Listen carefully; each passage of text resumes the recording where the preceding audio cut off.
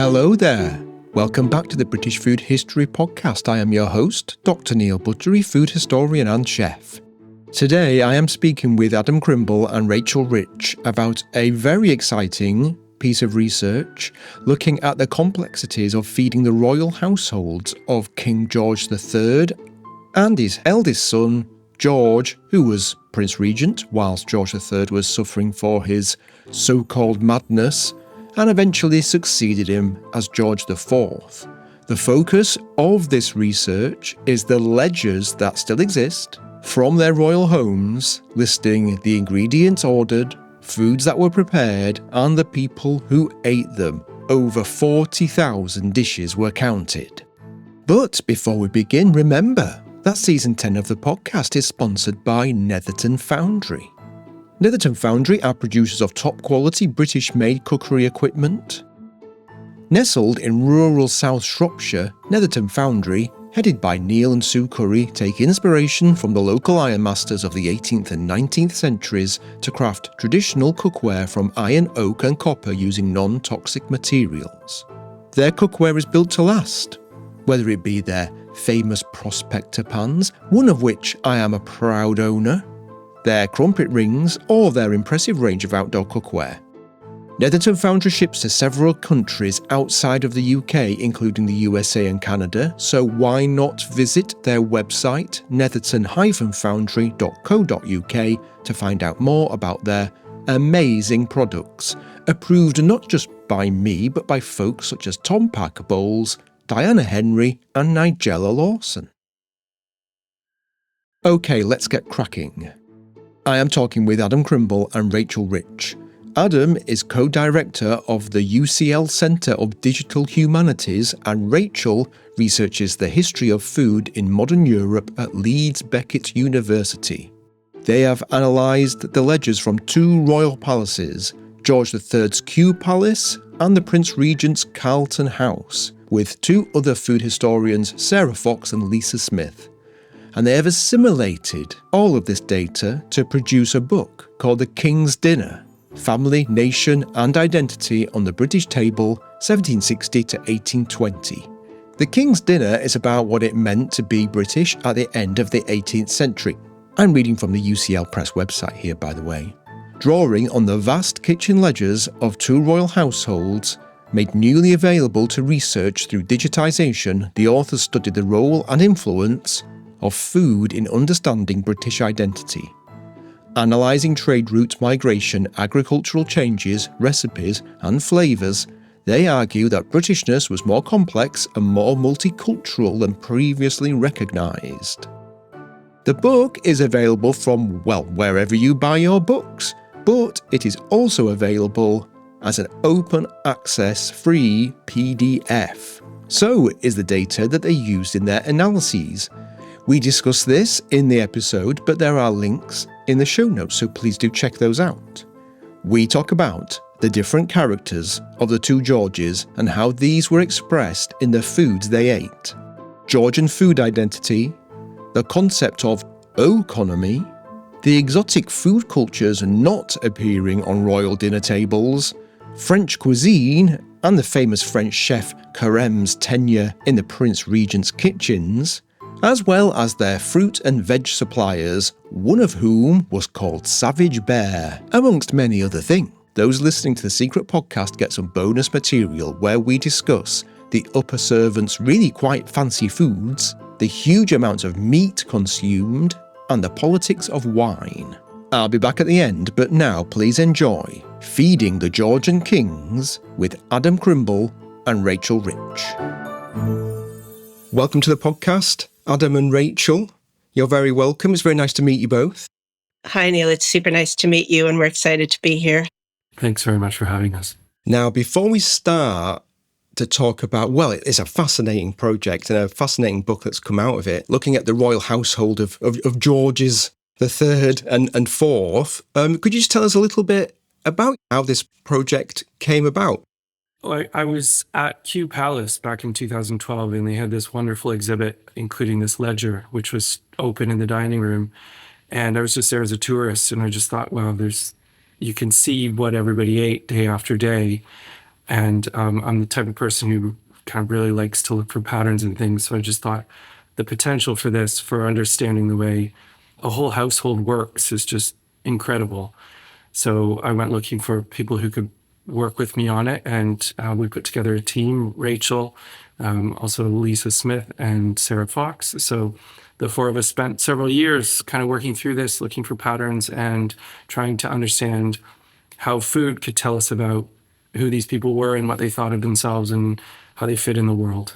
So these ledgers are essentially lists, accounts of things, and you've essentially taken those, turned them into usable data, and extrapolated and analysed and things like that. It's amazing that you better build up this, very clear picture from what looks like or sounds like eye-crossingly large and sort of fine-grained data.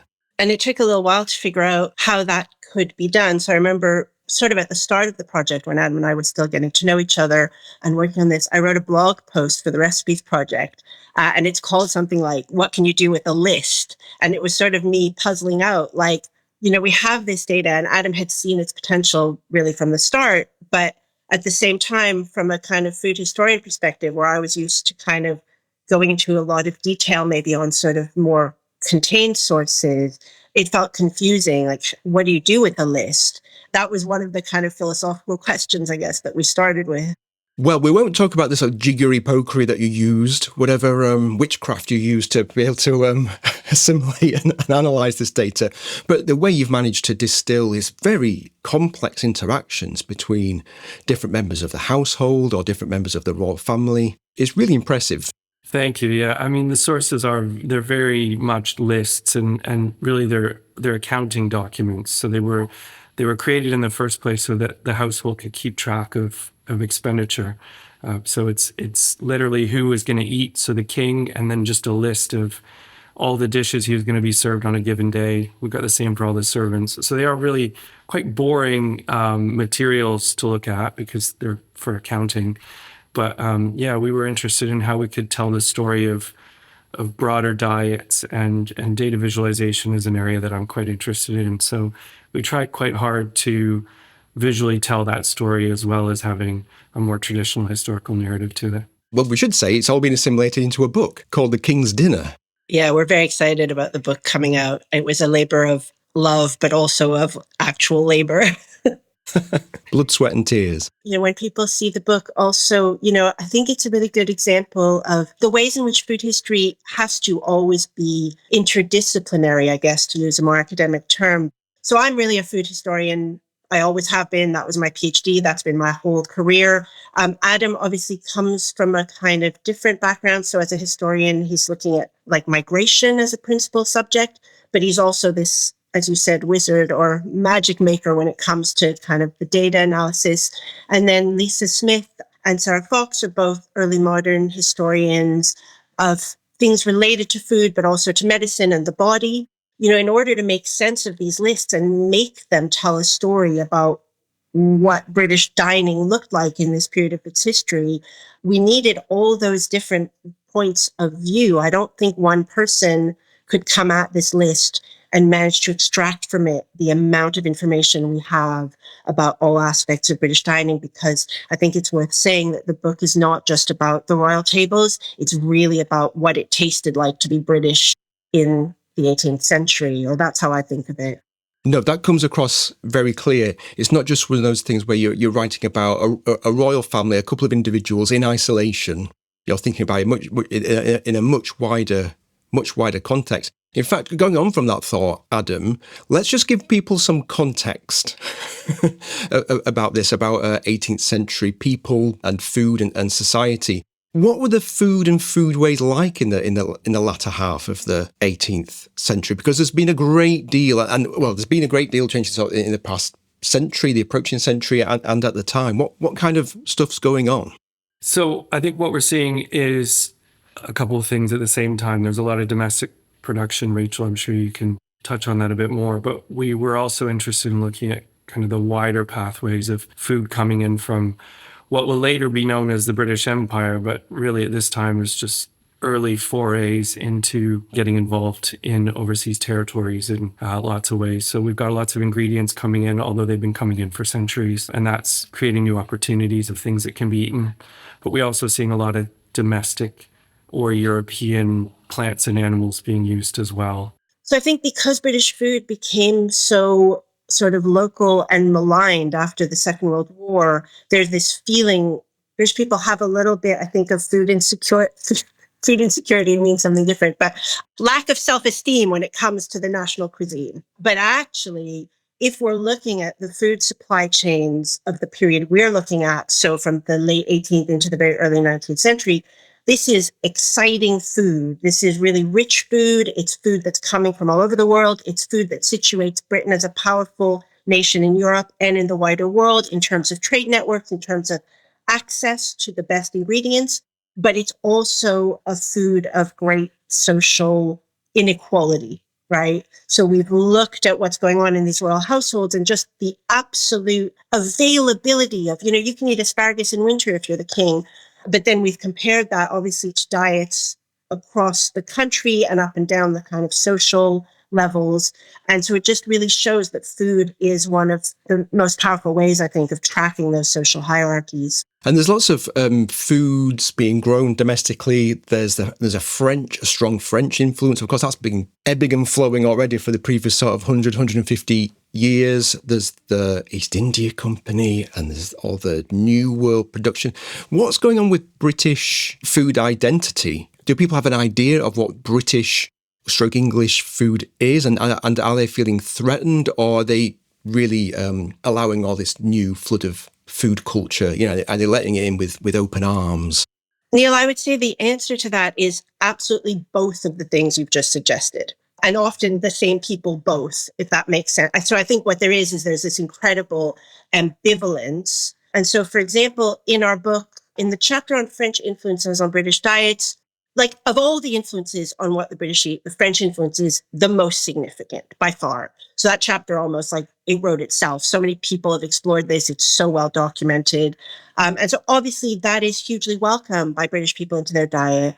At the same time, there's all these caricatures and cartoons, some of which we bring into the book, which really show that people are also willing to use this predilection for French food as a way to mock or hector people who are seen as overindulging in French food.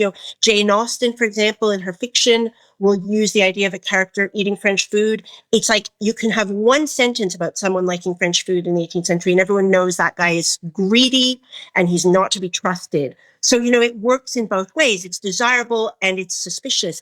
And we found when we were researching, for example, for our chapter on India and the arrival of curry and curry-related spices into the British diet, the people were both really eager to purchase those spices and taste those foods. Once curry recipes started appearing in cookbooks, they are absolutely everywhere. But at the same time, there's a lot of discourse about the dangerous way that spices might affect the British character, so that you are what you eat motif, which people really, really believed in, meant that at the same time, imbibing exotic and potentially like intoxicating or heating spices was seen as a moral danger. So I think, you asked, how did people feel about these imports? And I think they felt very ambivalent.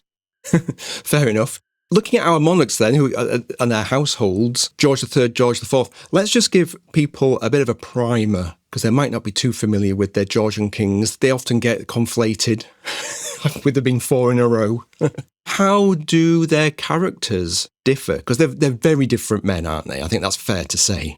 Yes, I think that is fair to say. So King George III is known as the king who lost America. He's also known as the Mad King George, if you know the Alan Bennett play. And he's, I think in Rachel's description, he's kind of a boring old man by the time that we get a chance to look at him. He's not particularly adventurous. He's known as being quite happy with fairly plain living and fairly plain flavors. And his eldest son, who becomes the Prince Regent, that's where we get the Regency period from. He's later George IV. There's a wonderful set of cartoons where George III and his wife are eating some salad and some hard-boiled eggs, and George IV is sitting with his trousers undone with empty bottles of wine on the floor. And really liked to explore and indulge and build wonderful palaces and push culture as far as possible. So they were about as different as they could possibly be, father and son, I think. How were the differences in personality? How was that reflected in how their households were run? Well, specifically looking at the food. George III and his wife, Queen Charlotte, are eating better than you and I will eat tonight. A typical spread has kind of 15, 16 dishes on it. So they are getting fed a lot of variety and a lot of different species, we noted as well. But in terms of European royal diners, this is something Rachel really picked up on. They are quite limited in their pushing the boundaries. Whereas if you look at their son, the Prince Regent, he's basically eating like an aristocratic Frenchman, but they've also got some English meat on the side. So English red meat is, of course, a really important part of British identity, food identity at this point. And every single day he's got a roast beef, if not more. George III, there's nothing that we really found on his table that is novel for its era, let's say. So everything is a traditional, so even if it sounds French or whatever, it's a food that's already well established in the British canon, a ragout, a fricassee. George IV, in the period in which we look at him, which is 1812 to 13, he is eating foods which are actually like avant-garde. They're novel for their time. So he is both a more luxurious eater, as Adam pointed out. He always had this lavish sideboard. He has a much wider array of foods than his parents, but he's also seeking out the latest, the most fashionable, the adventurous food. The father is not doing that. If people want to get the measure of the Prince Regent and his behaviour, I reckon people should go check out an episode of Blackadder III, because I don't know if you've watched Blackadder III, but I think they absolutely nail him from a point of view of a character study. I'll definitely go check it out. There's a very funny picture that I saw online somewhere of Lucy Worsley holding up George IV's trousers from later on in his life, when he had definitely indulged a lot. And she's quite petite, I think, Lucy Worsley. So anyway, look it up. It's a very funny picture. Before I started studying the Georgian period, I actually avoided it because I found all this overindulgence almost offensive. I just think that it's so extreme and it's so disparate, of course, between the rich and the poor at this period. But finding more about George IV, I almost slightly admire about how invested he is in just overdoing absolutely everything. He's pushing the boundaries of what's possible, yeah. Yeah, full-time job. It's a full-time job. One thing that you write about at the beginning, and I have to say this is something that I haven't thought about in the past. It occurred to me that I've had a misconception or perhaps even a mistake when it comes to reading about 18th century home economics and things like that, because you really focus on the old word that isn't used anymore. And I just thought it was an old spelling of economy rather than economy. And this is a word that I've seen popping up a lot in books, and I've just gone, it's just an old-fashioned spelling of economy. But actually, you point out in the book that economy and economy are actually slightly different terms. Could you tell us about this no longer used term of economy and what it might mean? It's not my main area of expertise, so remembering that this book is a collaboration, but let me have a go. I think what it encompasses is so when we think about economy, we might just think do you have a nice Excel spreadsheet to make sure you're not spending more than you're earning? But economy, it's a moral accounting almost, right? So it's about stewardship. It is about economy. I think that is part of it, but it's about a kind of a broader framework. And so when you're thinking about the management of a household, but then also potentially the management of a royal household and a kingdom, I think we were thinking, and we've written elsewhere, about the kind of man that George III wanted to portray himself as, wanted to be. And that was one who was a responsible steward in that more holistic sense, I think, rather than just someone who understood the economy. I think that's a good explanation. There was quite a few things set in place, wasn't there, already to make sure the royal household was running to budget? I mean, how successful that was or not, I guess that's up for debate, especially when it comes to the Prince Regent. But who managed the costings of all this food and drink? How was it dealt with? So the reason that we have these resources in the first place is because Parliament was trying to keep tabs on spending. And I think that, they aren't invented for the Prince Regent because they exist before this period. But I think they were really quite keen to have this information moving forward so that they could keep them within the household annual budget, which was set by Parliament. And there's an organization that runs the house, which is the royal household, which is known as the Board of Green Cloth. It's a Tudor institution, which at one point had a green tablecloth. And there's a number of people there who are on very generous salaries, and their job is to kind of trickle down to make sure everything's working. All the different departments are running to budget and running to the rules. Yeah, there's several layers of people who are involved. The records that we were working with were written down by a gentleman with the role of clerk of the kitchen. We presume that was done kind of in collaboration with the chefs to set what was going to be done. Had to be signed off every day. So once it was signed off, that was then budgeted for and couldn't be changed. And it was all part of the economy of the household, making sure that they didn't overspend on food. And it's left us with really rich resources. You can even see how many coal brushes they used on a weekly basis. It's quite incredible. The amount of information is unbelievable, right? Like if we had the time and the resource, we could literally probably take ourselves step by step through every royal household at every moment, the groceries arriving. We tried to paint a picture of that in the book of how everything arrives and moves to their house. But in terms of the documents and their kind of legal accounting purpose, I'm just really always fascinated by these documents because unlike most accounting documents, which are just about amounts coming and going, these documents that Adam was just describing, the ones that are signed off by the clerk of the kitchen, they're doing two things at once, which seem weird to go together. And one is they're literally naming the dishes of what the wealthier half of the household are eating as if it was like a bill of fare or something. And then as you get down the social hierarchy, they're just then itemizing line items of quantities of meat, for example. And so they're very, very interesting as accountancy documents because they are fulfilling the kind of economic and legal purpose that Adam just described, but they're also doing this aesthetic thing of showcasing the food prowess of whoever's working in the kitchen designing the menus. And it's just really intriguing. Yeah, and the complexity is crazy because, of course, it's not just the royal family and whatever visitors they might have for special events. It's the whole royal household, which is, I'm assuming, hundreds of people because it's extremely complex. There's more than one royal household for starters. So working out how all this is linked together, the fact that just quite a few people are in charge of these things, that is no mean feat to be able to do it and stick to budget, at least most of the time, at least with George III anyway. I'm not sure about George IV. I mean, I think we have to remember the material we were looking at, or at least for George III, is about Kew Palace. And Kew is now, you can take the tube there now, but at the time it was a rural palace. So you can imagine you're living and you're working out in a rural location. So being fed was part of the deal. If you weren't fed by your employer, then you wouldn't have any energy to do the work they needed. So yeah, it's definitely more complicated than it is today. It's not just a salaried position, it's also a fed position. And so we get to really see how that hierarchy comes into play as well.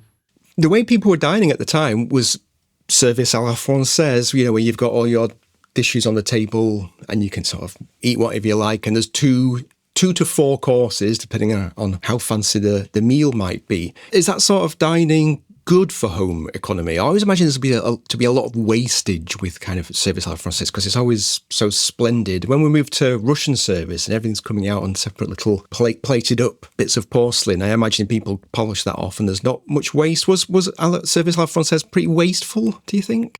So I think you're absolutely right. But I think it's almost, certainly in these kinds of households, it's almost designed with that in mind, or maybe that's overstating it, but nothing is wasted. So the food that's wasted in the first serving is then repackaged.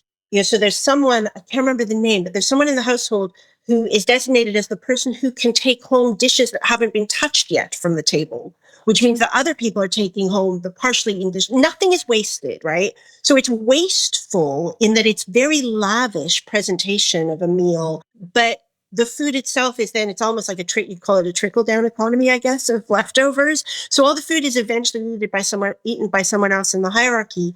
And one of the things that's sort of fascinating, and Adam and I have talked about this before, but which is unanswerable, is so what we know about what the servants were eating is based on these accountancy documents. So it's fairly limited, because what the servants were also eating was the food prepared for the upper tables once it became leftovers. But that's not accounted for because that meal's already been accounted on the first day it was served. And so we don't exactly know. But one of the things, that might be the case is that, if you were the servant in a very elite household, indeed like a royal household, is you were probably tasting a far greater range of flavors than other people from your potential social class, if that makes sense. One of the things that you write about really clearly, and it's another thing that's very complicated, and it's one of those things where, again, it's so hard to get the measure of, but just the sheer variety of fresh produce coming in and being produced at the palace as well, I suppose.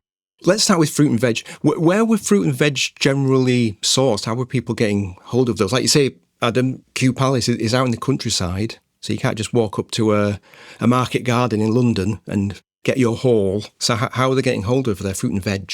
So there's a really interesting source we found, which is known as the Contracts Book. And every year this is the Board of Green Cloth. They were responsible for finding suppliers for everything that you might need. And they agreed prices for everything as well. So they were inflation proof, at least for a year. So they would put in orders with their suppliers. When it comes to fruit and veg, throughout much of the period we're looking at, George III was using a guy named Savage Bear, which Excellent. is quite a unique sounding name.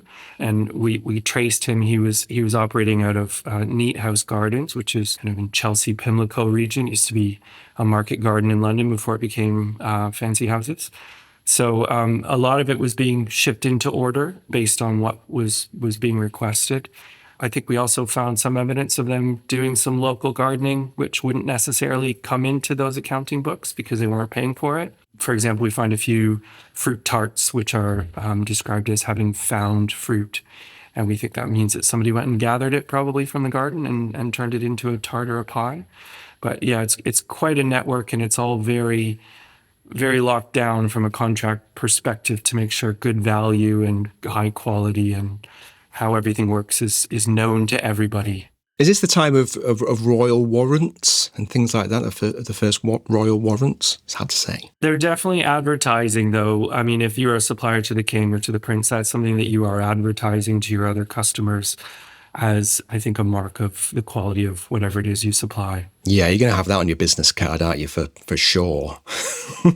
But also in terms of the fresh produce, George III was so interested in agriculture. One of his nicknames was Farmer George. And so they were very also invested in producing their own food and in promoting the production of farmed produce in Britain in general. He was involved with a lot of experimental farming, George was. So George III was a correspondent of Arthur Young. So he was really interested. So the fresh produce that they have in the palace, it's not just a kind of side interest. It's one of George's main interests. So we were not at all surprised when we found that he was eating a lot of different kinds of vegetables and a lot of fruit on the table. What kind of fruit and veg were considered particularly trendy, fancy at the time? What were the ones that you really wanted to get your hands on? So green peas, I think, were quite desirable. Asparagus he liked. What else, Adam? He liked spinach a lot. So by today's standards, fairly tame. Yeah, I think so. We found a lot, and again, maybe Adam wants to say more about this, but of evidence of that exotic fruit was very desirable. So things that were brought back from Empire, it was more fruit than vegetables that we find making a kind of an impact there. Were there hot houses on site and things like that, do you know, for growing things like melons and pineapples? Or was that being brought in by Savage Bear and other people like him? They did have hot houses, yeah. Although, so there's a hothouse that's still standing at Kew Palace, but according to the curators at Kew Gardens, it never worked. It was the design didn't actually allow them to grow what they were hoping to do. So it's a nice cafe now, but I don't think it solved all the problems they were hoping to. Right. I think one of the things in terms of exotic things that was quite absent, perhaps surprisingly, is tomatoes. I think there's only one instance of a tomato, and I think it's in George IV's household. We do see a lot of potatoes, the New World, right? So we do see a lot of potatoes. We don't see any peppers either, like the capsicum variety of peppers, the black pepper, yes. But so there are things that we might have expected to see, but we don't. Corn as well. I don't think we see any corn. So they're not taking on board everything that's coming from the New World in terms of exotic produce just yet. Potatoes, I think, was the one that was already quite embedded by that point. Okay, so there's a bit of a split, because obviously they're happy to take things that are being, well, brought over from the old world to the new world, like the sugar and that kind of stuff. But the indigenous foods and the indigenous food culture is not, it's getting down to Britain though, right? But it's not necessarily getting onto the royal tables.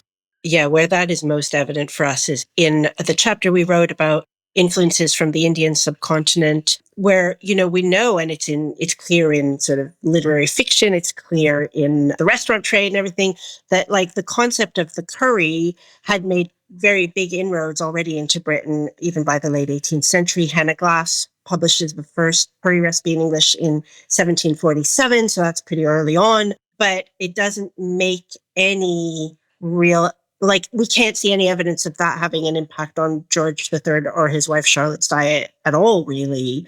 Maybe a little bit more for George IV eventually, but even there, very limited. George IV, big fan of the Indian aesthetic as he interpreted it, but not necessarily adopting the foods. So yeah, there were a lot of things that were having an influence on British dining that weren't being accepted into the upper echelons. It's not always trickle down. Sometimes it's trickle up when it comes to food fashion, I guess.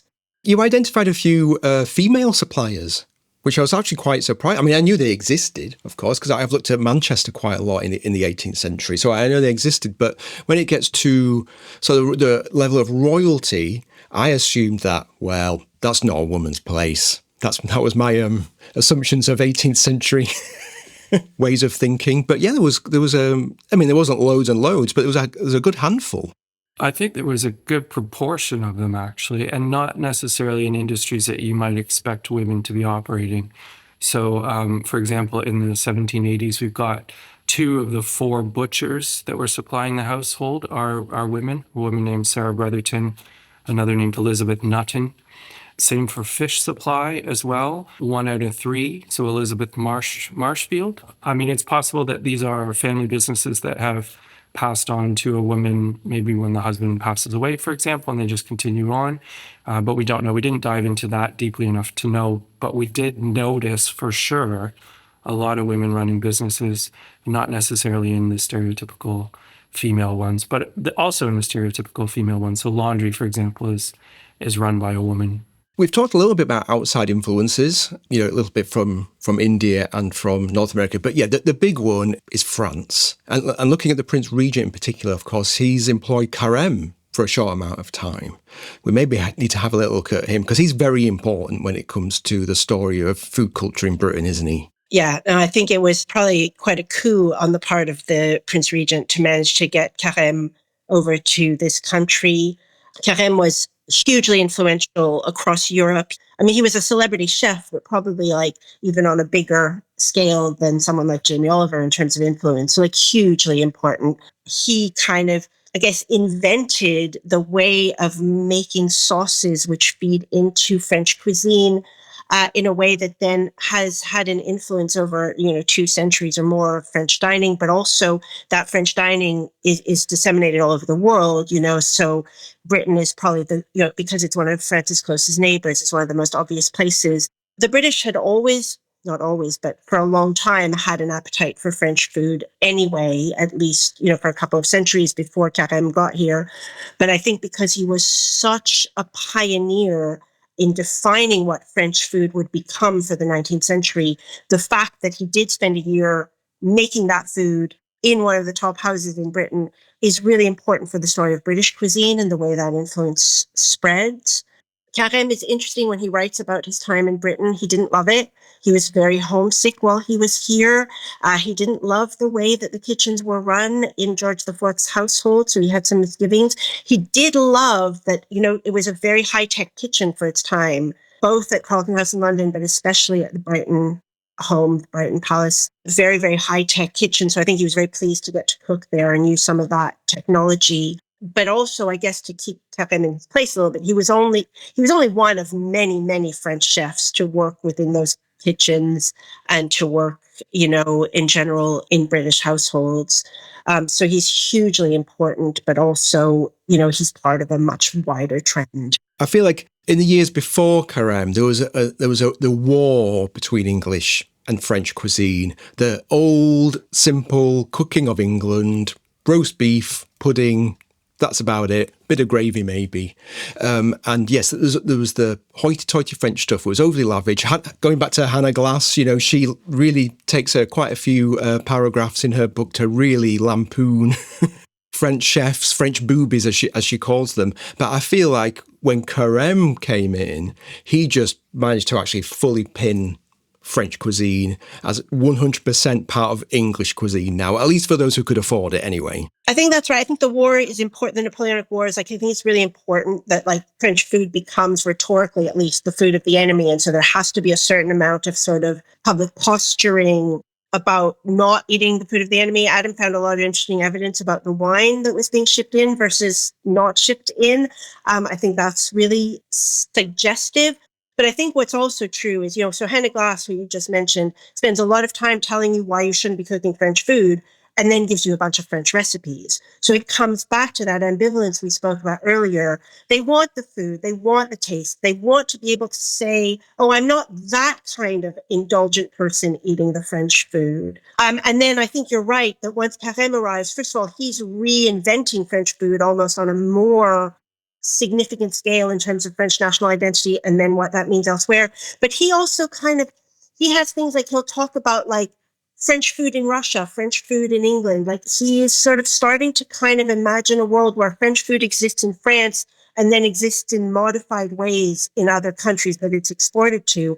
And so I think we kind of found evidence of that there's something you might refer to, I don't know if you'd call it Anglo-French food but a version of French cuisine, but that's specifically the version that's eaten by the British upper classes. Yes, he really didn't like those English puddings. Too basic, too stodgy, too boiled. So yes, he did his fancy French versions made with, ice creams and things like that, didn't he? It's time to wrap up.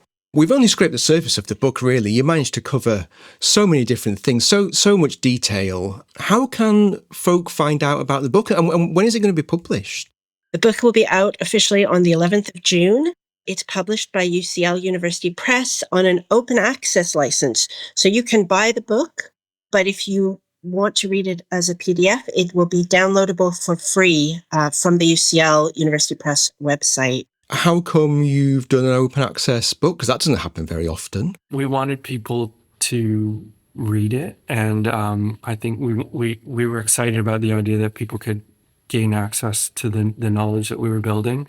There's also 4 of us, right? There's 4 authors. I think that's quite unusual in a history book. So it seems like maybe it belongs to all of us rather than to any of us individually. And it's fantastic because it really is. It's a unique insight into the royal households that I just don't think anybody's had maybe the patience to analyse the data in such a clear way. I really did enjoy reading it. How can people find out more about the project and about yourselves, actually? Well, because the 4 of us are all academics, we are online, we are find outable.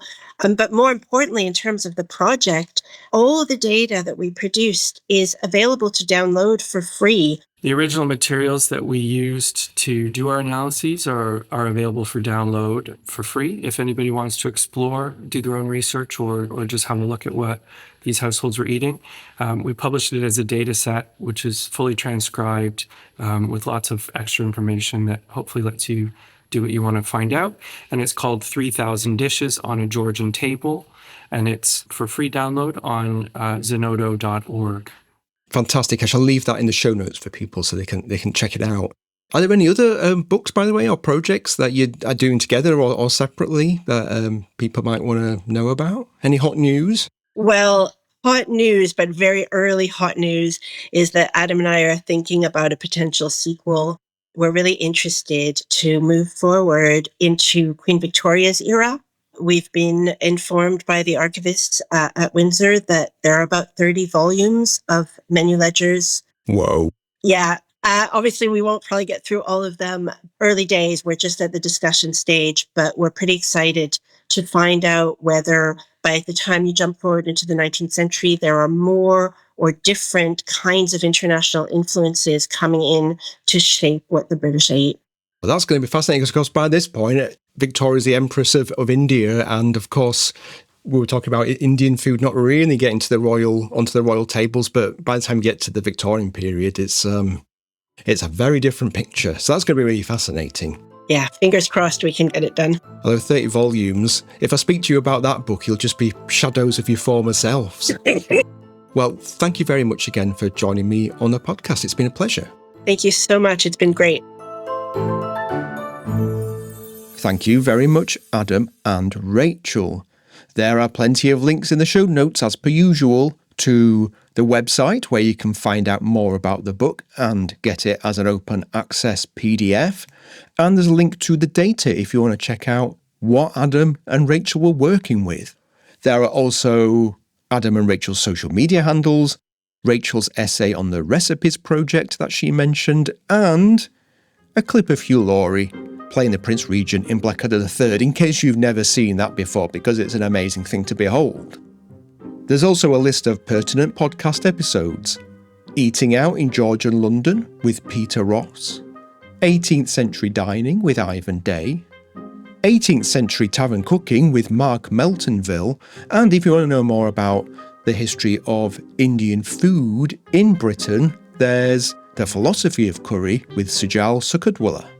Do you have anything to add? Have you visited any of the royal palaces and discovered something amazing about the food or foodways there?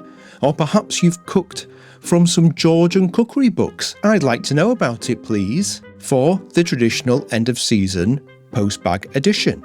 Please email me at neil@britishfoodhistory.com or leave a comment on YouTube, the Spotify app, or the accompanying blog post. You can also find me on social media. I'm at Neil Buttery on Twitter and Blue Sky, or Dr. that's Dr_Neil_Buttery on Instagram and Threads. And there's the Facebook group, which is at facebook.com/groups/British Food History. Links are in the show notes. It's almost time to wrap up. Please support the podcast if you can by leaving a review and giving it a rating. 5-star ratings, if you don't mind, please, on your favourite podcast app. And if you can support the podcast and blog and my research financially, I would be ever so grateful. If you go to the Blogstroke website, you can donate a one-off virtual coffee or pint, or even better, start up a monthly £3 subscription. That's about $4.50 to get access to the secret podcast, bonus blog posts, a monthly newsletter, and more. And everything I receive goes into making more content. Go to britishfoodhistory.com and click on the Support the Blog and Podcast tab, where you can find out about all of the benefits about becoming a subscriber. The mixing and sound engineering were by Thomas Dinas of the Delicious Legacy podcast. But now it's time to go. Until next time, cheerio.